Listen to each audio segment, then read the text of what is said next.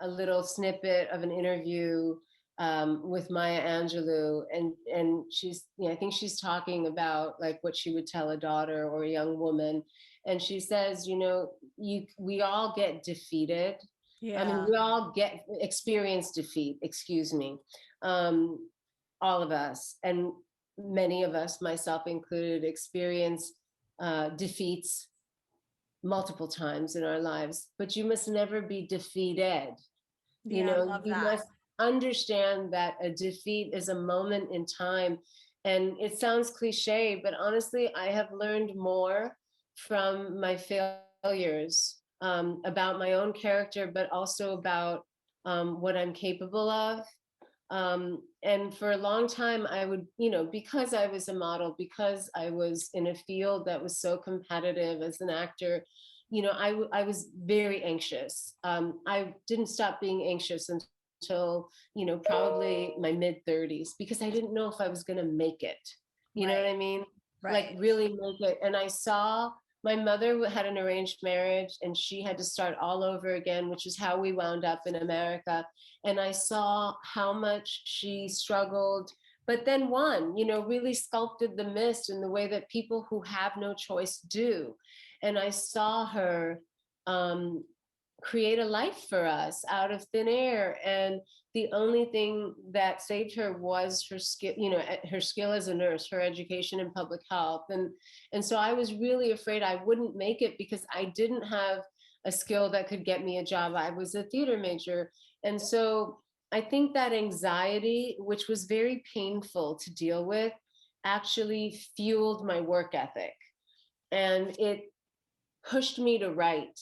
I was a syndicated columnist for the New York Times for a while, and I had a style column in Harper's Bazaar, and I was still auditioning for acting parts, and I was still modeling occasionally, and all of these things put together. And whenever a bunch of my cookbooks sold, I got a check for like $80. You don't make that much of a commission on each book, and at least I didn't. But it was really hard. I am by no means an overnight success. And I've been on TV with Top Chef for 15 years. I am one of the most famous women in food in the world. Top Chef is in 60 countries. And yet it took me so long to get Taste the Nation finally made, my own show, my Which own completely surprises me because people, when you watch this, you're like, this is like a no brainer. This is like the show. I can't believe it wasn't made before, right? So that shocks me. But when you talk about having that anxiety of whether you're going to make it or not, I think a creation. lot of people have that. And I bet a lot of people listening are in that moment. I mean, it sounds like your work ethic is what got you through those moments because you still didn't know you were going to make it. Like, what? I mean, would you agree with that? Just like work, keep going, Yes. don't give up. That's the only way, right?